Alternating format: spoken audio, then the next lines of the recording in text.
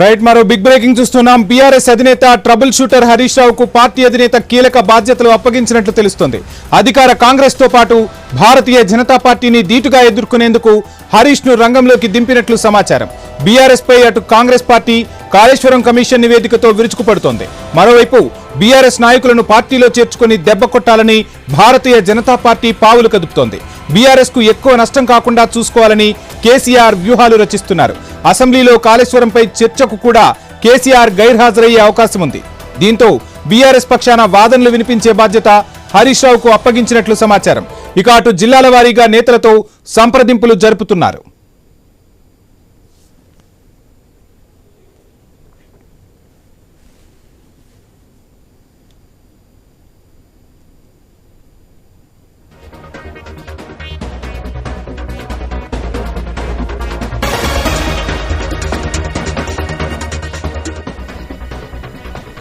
BRS అధినేత trouble shooter Harish రావుకు party అధినేత కీలక బాధ్యతలు అప్పగించారు. అధికార కాంగ్రెస్ తో పాటు భారతీయ జనతా పార్టీని ధీటుగా ఎదుర్కొనేందుకు హరీష్ రావును రంగంలోకి దింపారు గులాబీ దళపతి.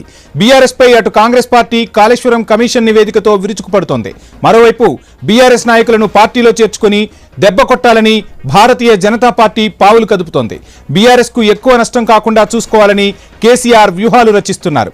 అసెంబ్లీలో కాళేశ్వరంపై చర్చకు కూడా కేసీఆర్ గైర్హాజరయ్యే అవకాశం ఉంది. దీంతో బీఆర్ఎస్ పక్షాన వాదనలు వినిపించే బాధ్యత హరీష్ రావుకు అప్పగించినట్లు సమాచారం. అటు జిల్లాల వారీగా నేతలతోనూ సంప్రదింపులు జరుపుతున్నారు.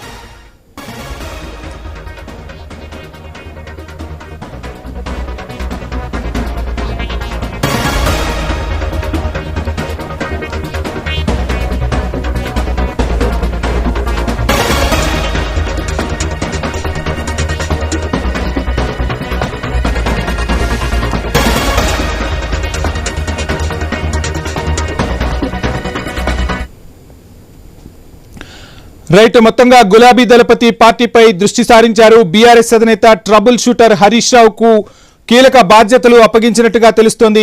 ఇదే అంశానికి సంబంధించి డీటెయిల్స్ అందించేందుకు మా ఇన్పుట్ ఎడిటర్ శ్రీకాంత్ జాయిన్ అవుతున్నారు.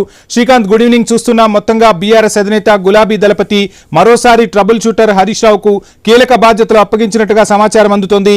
ఓవైపు పార్టీ నుంచి కీలక నేతలు ఇతర పార్టీలకు వెళ్లటం, కాళేశ్వరంకి సంబంధించి కాంగ్రెస్ బీఆర్ఎస్ పై విరుచుకుపడుతుంది.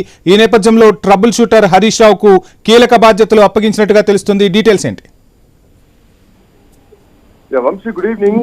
అంటే నిజానికి హరీష్ రావు ఎప్పుడైనా పార్టీ కష్టకాలంలో ఉన్నప్పుడు ముందడుగు వేస్తూ ఉంటారు. సో ఇప్పుడు కూడా అట్లాంటి బాధ్యతలే కేసీఆర్ మళ్ళీ హరీష్ రావుకు అప్పగించినట్టుగా తెలుస్తోంది. ఎందుకంటే అటు కాంగ్రెస్ పార్టీని ఎదుర్కోవాలి, ఇటు భారతీయ జనతా పార్టీని ధీటుగా ఎదుర్కొనేందుకు హరీష్ రావే సరైనటువంటి నాయకుడు అంటూ కూడా ఇప్పటికీ కేసీఆర్ ఆయనకు పూర్తి బాధ్యతలు అప్పగించారు. కాళేశ్వరం ప్రాజెక్టు విషయంలో మనం చూసాం. కాంగ్రెస్ పార్టీ చేసినటువంటి ఆరోపణలకు పీసీ ఘోష్ కమిషన్ ఇచ్చినటువంటి నివేదికకు హరీష్ రావు చాలా సమర్థవంతంగా దరిదాపు ఒక గంట సేపు పీపీటీ ప్రెజెంటేషన్ తెలంగాణ భవన్ లో ఇచ్చి పూర్తిగా కూడా దాన్ని అంటే ఆ ప్రాజెక్టు సంబంధించినటువంటి పూర్తి వివరాలు సాక్ష్యాధారాలతో సహా ప్రజల ముందు పెట్టడం జరిగింది. పీపీటీ ప్రెజెంటేషన్ ఇచ్చి సో ఇట్లా నేపథ్యంలో రేపు పొద్దున కూడా మళ్ళీ కాళేశ్వరం ప్రాజెక్ట్ సంబంధించి ఏ అంశాన్నైనా కానీ సమర్థవంతంగా ఎదుర్కొనేందుకు ఇప్పటికే హరీష్ రావు ఇంకా కూడా కసరత్తులు కూడా చేస్తున్నారు. అంటే ఈ గతంలో కూడా చాలా సందర్భాల్లో మనం చూసాం హరీష్ రావు చాలా డబుల్ షూటర్ గా ఉంటారు.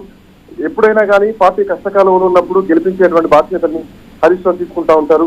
అప్పట్లో జహీరాబాద్, నల్లగొండ ఉప ఎన్నిక సమయంలో కూడా హరీష్ రావు చాలా కీలకమైనటువంటి బాధ్యతలు తీసుకొని ఆయన గెలిపించడం జరిగింది. అప్పుడు కీలకంగా సమన్వయకర్తగా పనిచేశారు. టీఆర్ఎస్ అభ్యర్థుల విజయాల్లో ఆయన ఒక పునాది పాత్ర వహించారని చెప్పాలి. 2008లో జరిగినటువంటి జహీరాబాద్, నల్లగొండ ఉప ఎన్నిక సమయంలో కూడా హరీష్ రావు కీలకంగా వ్యవహరించారు. ఆ తర్వాత సిరిసిల్ల గానీ, హుస్నాబాద్ గానీ, వేములవాడలో 2010లో జరిగినటువంటి ఉప ఎన్నికల సమయంలో కూడా అప్పుడు తెలంగాణ ఉద్యమం కీలకంగా నడుస్తోంది. సో అట్లాంటి సందర్భంలో కూడా టీఆర్ఎస్ రాజీనామా చేసినటువంటి ప్రాంతాల్లో కూడా హరీష్ రావు కీలకంగా పనిచేశారు. ప్రత్యేకించి కేటీఆర్ మొదటిసారి గెలిచినటువంటి సిరిసిల్ల ఉప ఎన్నికలు కూడా హరీష్ రావు చాలా స్ట్రాటజిక్ గా వ్యవహరించారు.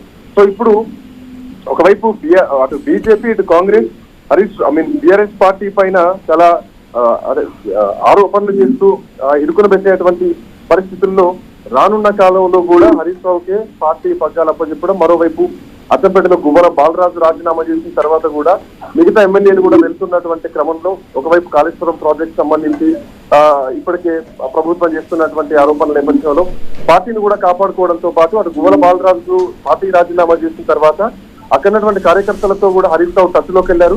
పార్టీని కాపాడుకుంటాం, అందరికి అవకాశాలు వస్తాయని కూడా చెప్పడం జరిగింది.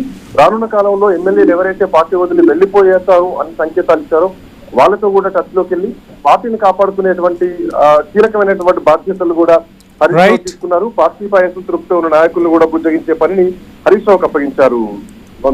Right, thank you Srikanth.